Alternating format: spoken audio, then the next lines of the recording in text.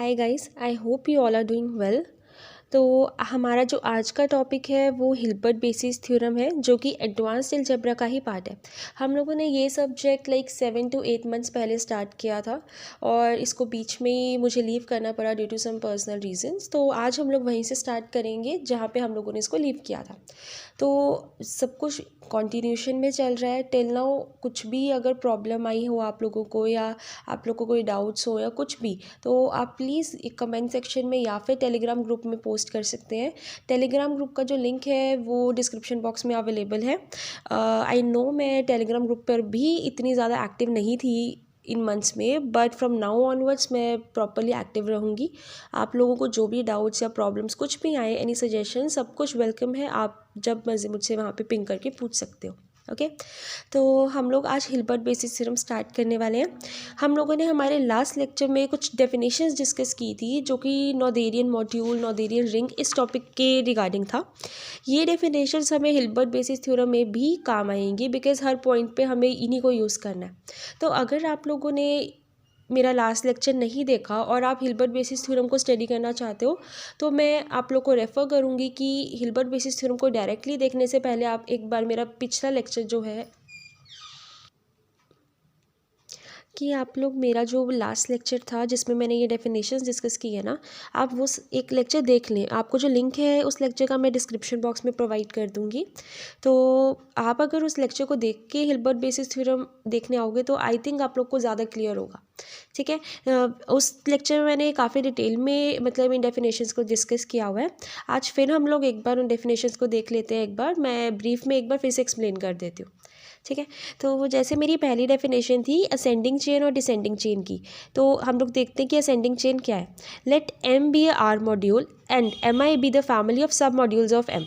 तो कहते हैं एम मेरे पास कोई एक आर मॉड्यूल दे रखा है, उसमें उसके हम लोगों ने कुछ सब मॉड्यूल्स निकाले हैं, और वो सब मॉड्यूल्स कौन से हैं? एम आई, जिसमें जो आई की वैल्यू है वो 1 2 3 and so on till infinite चलती जा रही है। ठीक है, तो कहते हैं असेंडिंग चेन कब फॉर्म करेगा?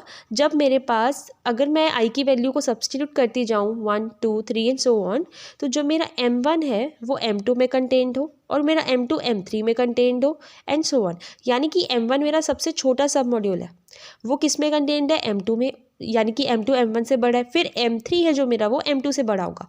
तो इस चेन को हम लोग क्या बोलेंगे? Ascending chain. सिमिलरली अगर मैं इन साइंस को रिवर्स कर दूँ, लाइक M1 M2 M3 सब कुछ वैसा है, बस इनके जो साइन है वो अपोजिट हो गए हैं।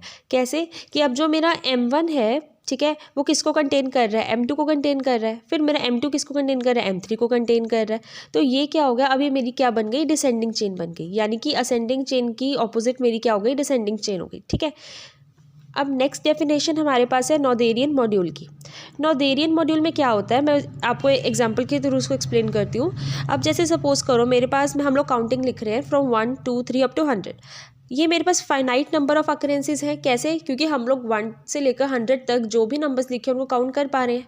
ठीक है, तो इट मीन्स हमें पता है कि ये 100 एंट्रीज़ हैं टोटल, और सारी की सारी एंट्रीज़ क्या हैं? डिस्टिंक्ट है, मतलब सेम नहीं है, सब डिफरेंट है।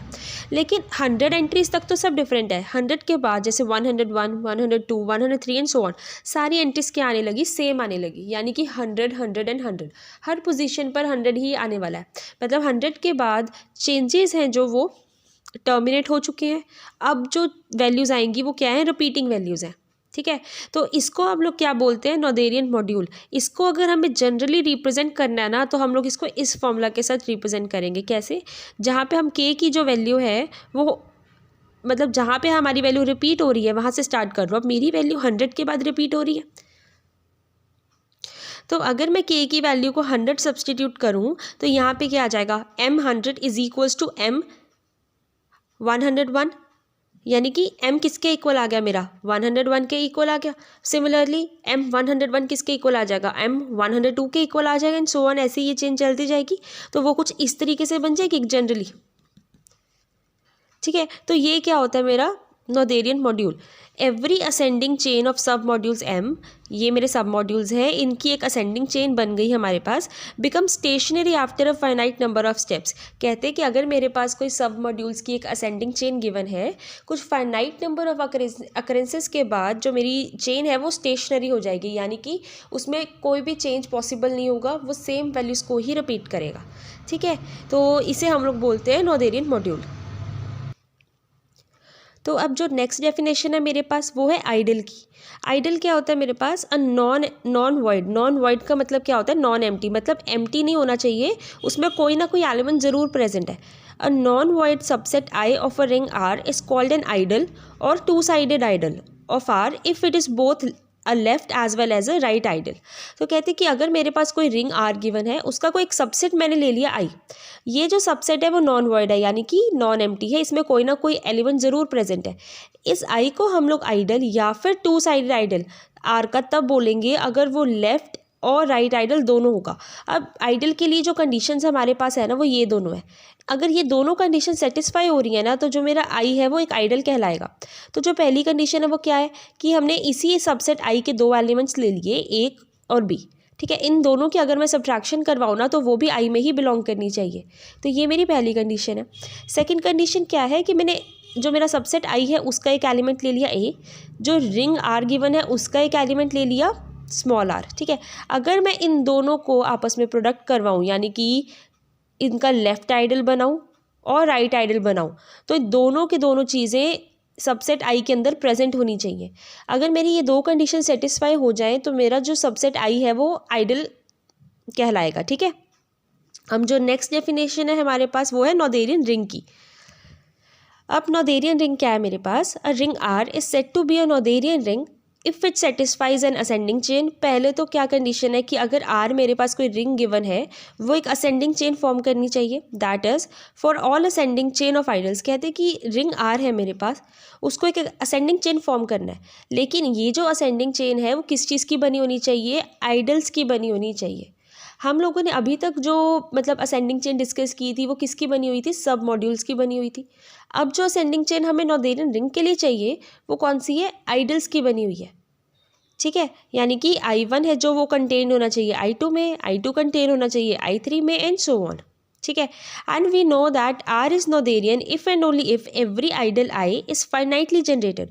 कहते कि अब असेंडिंग चेन है वो बनी किसकी? आइडल्स की। फर्दर जो ये आइडल्स है ना, ये फाइनाइटली जनरेटेड होने चाहिए, इनफाइनाइट नहीं होने चाहिए। ठीक है, अब जैसे यहाँ देखो, यहाँ पे एंडिंग टर्म क्या आ रही है मेरी? एन आ रही है। इट मीन्स हमें पता है कि जो ये मेरे पास असेंडिंग चेन बनी है ये फाइनाइट नंबर ऑफ एलिमेंट्स के साथ बनी हुई है। ठीक है, तो ये जो मेरे आइडल्स हैं वो मतलब फाइनाइटली जनरेटेड होने चाहिए, और ये जनरेट किसके साथ करने चाहिए? x1 x2 up to xm। आप कोई भी वेरिएबल्स यूज़ कर सकते हो, ज़रूरी नहीं है कि हमें x ही यूज़ करना है। यहाँ पे मैंने कन्वीनियंस के लिए यहाँ पे डाल दिया है। यहाँ पे जो ये वी शेप ब्रैकेट आप देख रहे हो ना, ये साइन होता है जनरेशन का, कि इस ब्रैकेट के अंदर जो भी एलिमेंट प्रेजेंट है ना, उसी के साथ मेरा पूरा का पूरा सेट है वो, या फिर आइडल है वो जनरेट हुआ है। ठीक है, तो ये थी मेरे पास नोथेरियन रिंग की डेफिनेशन। अब नेक्स्ट जो है ना, ये हम लोगों ने एक कंसेप्ट है इंट्रोड्यूस करवाया, ये कोई डेफिनेशन नहीं है, ये कंसेप्ट है जो हम लोग इंट्रोड्यूस करवा रहे हैं। हमें इसी कंसेप्ट की जो है वो हेल्प यानी ज़रूरत पड़ेगी हमारी हिल्बर्ट बेसिस थ्योरम में। ठीक है, हम लोग एक बार इसको देख लेते हैं। If f belongs to R x, कहते हैं एफ हम लोगों ने कोई एक फंक्शन ले लिया जो कि किस में से बिलोंग कर रहा है? एक पॉलिनॉमियल में से बिलोंग कर रहा है। उस पे पॉलिनॉमियल को हम लोगों ने डिनोट करवाया आर एक्स के साथ। ठीक है, अब तक जो रिंग हम लोग डिनोट करते थे वो आर के साथ था। ठीक है, अब जो पॉलिनॉमियल है वो डिनोट किसके साथ होता है? आर एक्स के साथ। इसका मतलब क्या है कि एक तो वो मेरे पास रिंग है आर, प्लस वो बना किसके साथ हुआ है, मतलब पूरी की पूरी पॉलिनॉमियल किस वेरिएबल में बनी हुई है? एक्स में बनी हुई है, यानी कि उसकी कुछ रिप्रेजेंटेशन इस तरीके से, यानी कि x raise to power n, x raise to power n minus one. अगर हम लोग कोई भी एक लीनियर इक्वेशन देखें या कोई डिफरेंशियल इक्वेशन देखें, वो इसी फॉर्म में होती है। ठीक है, तो if f belongs to R x then f is of the form. कहते हैं अगर एफ मेरे पास कोई एक फंक्शन है, मैंने पॉलिनॉमियल में से निकाला है। अब पॉलिनॉमियल का अगर मैं कोई फंक्शन लूँगी तो जाहिर सी बात है कि वो फंक्शन भी एक पॉलिनॉमियल ही होगा। तो वो फंक्शन मेरा एफ मैंने लिया है वो किस फॉर्म में है? इस फॉर्म में है। ठीक है, we define function of coefficient f to be leading coefficient of f. कहते हैं कि अब ठीक है, एफ एक्स मेरे पास ये कोई पॉलिनोमियल है, इसकी हाईएस्ट डिग्री क्या है, एन, बाकी तो सारी एन से छोटी है ना। तो अब कॉफिशेंट ऑफ एफ क्या होता है, हाईएस्ट डिग्री का कॉफिशेंट जो होता है ना वही मेरे पास कॉफिशेंट ऑफ एफ एक्स बनता है। तो अब एक्स एन मेरा क्या है, हाईएस्ट डिग्री है, इसका कॉफिशेंट क्या है, ए एन है, तो इट मीन्स मेरा कॉफिशेंट ऑफ एफ एक्स क्या बनेगा, a N.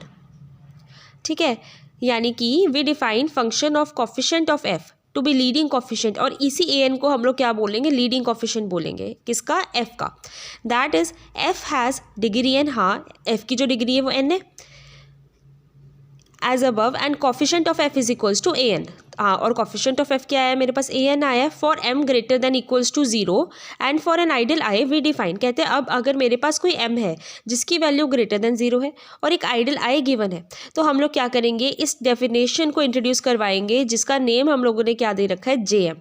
J M is equals to coefficient of F, यानी इस जे एम की डेफिनेशन में अब मेरे पास आगे क्या है, कॉफिशेंट ऑफ एफ है मेरे पास, जो ये एफ है वो किस में बिलोंग कर रहा है, आइडियल आई में बिलोंग कर रहा है, और जो डिग्री ऑफ एफ है मेरी वो लेस देन इक्वल्स टू होगी एम के। अब यहाँ पे मेरे पास कॉफिशेंट ऑफ एफ क्या गिवन है, ए एन, यानी कि जे एम में कौन सा एलिमेंट है, एक तो ए एन है, और जो एफ है वो किस में बिलोंग कर रहा है, आइडियल आई में बिलोंग कर रहा है। डिग्री ऑफ एफ क्या है मेरे पास, यहाँ पे एन है, यानी जो एन है मेरा वो लेस देन इक्वल्स टू होगा एम के।